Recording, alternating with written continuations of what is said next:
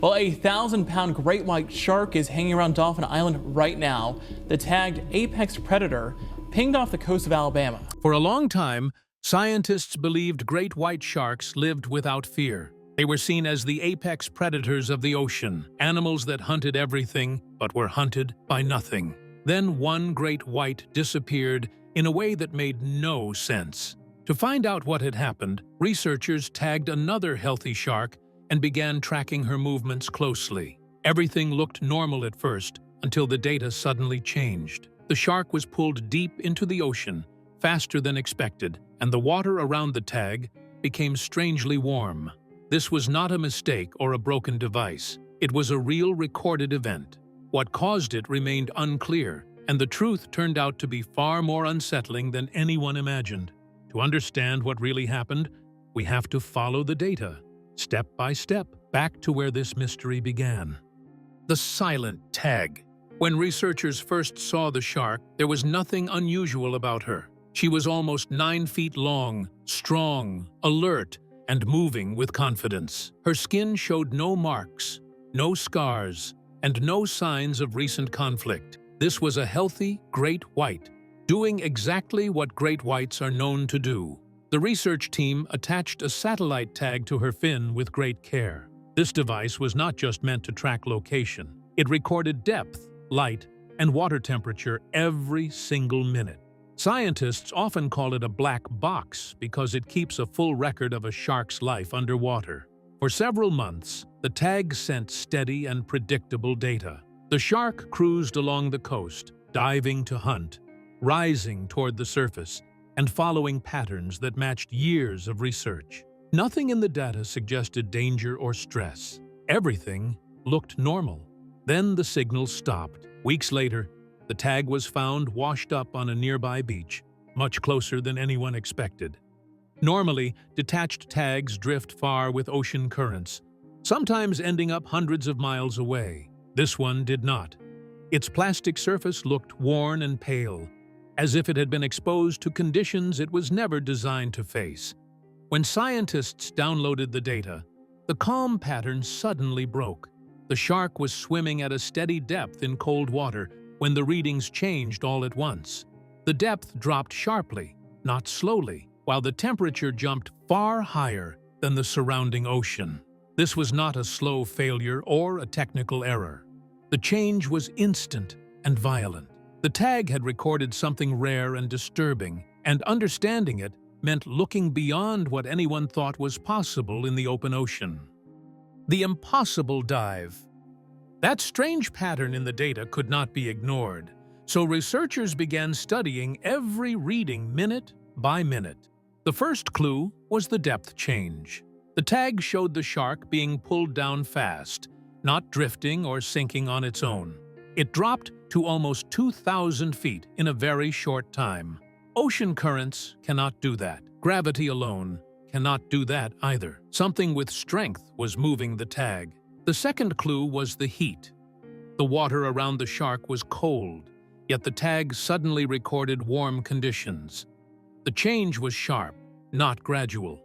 Even more important, the warmth stayed steady for days. In the open ocean, water temperature changes slowly. This kind of heat only made sense if the tag was no longer in the water. Researchers then looked at how long the tag stayed warm.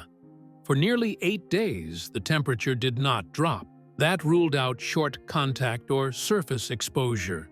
The tag was inside something alive, moving through deep water. The direction of movement also mattered. After the sudden dive, the tag did not rise back to the surface. It stayed deep and active.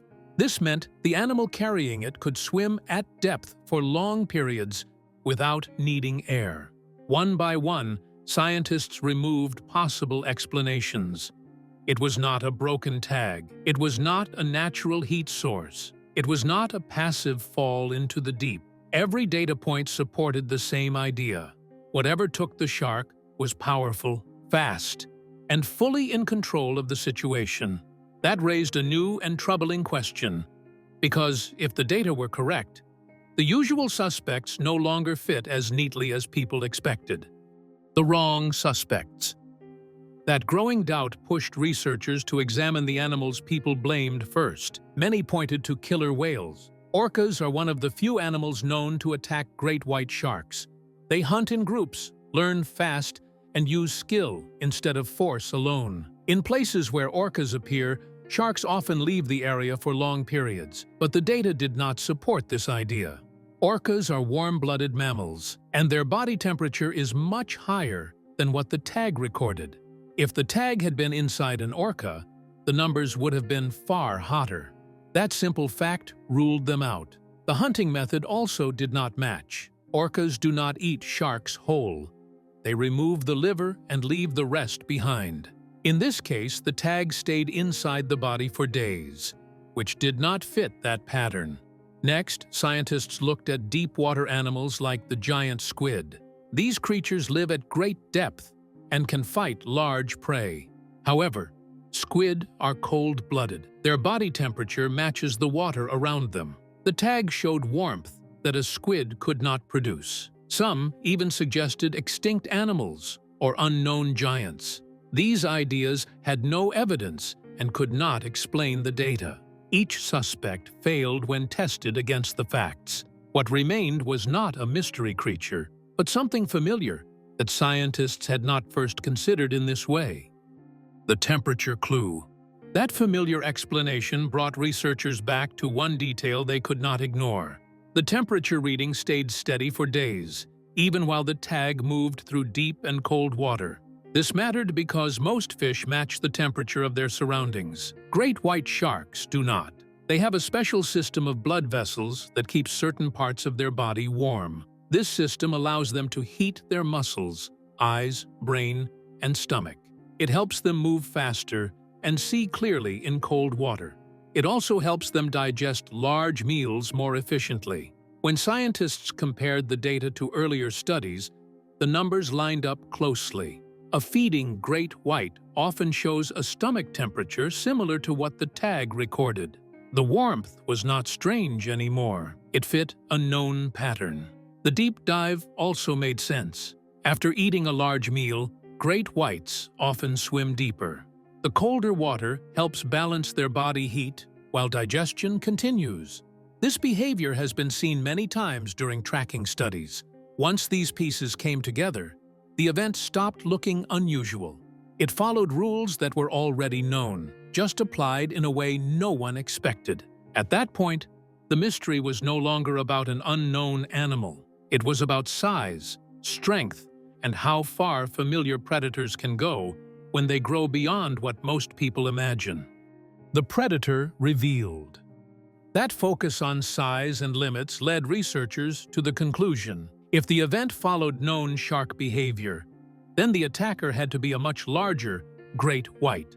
A shark cannot swallow another shark of similar size without a long struggle. The data showed no back-and-forth movement and no repeated dives.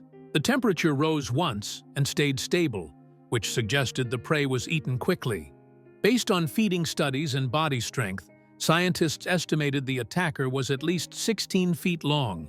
Many believe it was closer to 20 feet. Sharks of this size are rare, but they are real. Some have been filmed, measured, and tracked in deep water. These large great whites live differently from the ones seen near beaches. They often patrol deep areas near the continental shelf, where large prey is common and human activity is low. They eat seals, large fish, whales, and sometimes other sharks. Shark cannibalism is not unusual. It starts early in life and continues in the wild when size differences are large. This case followed the same rule. The missing shark was strong and healthy, but she was smaller. The data showed no signs of panic among other sharks in the area. This supported the idea that the predator was not a new threat, just a larger member of the same species.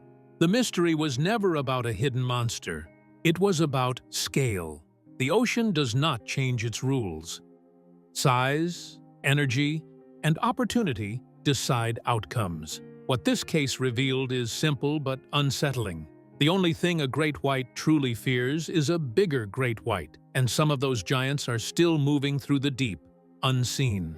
The ocean did not reveal a myth or a mysterious creature. It revealed a truth about nature. Power follows size, and even top predators have limits. This case is a chilling reminder of how little we truly know about our oceans. I hope you enjoyed this video. Make sure to give it a thumbs up. Also, consider subscribing to the channel if you haven't already, because we will be uploading more crazy stories like this one in the coming weeks. Until then, see ya.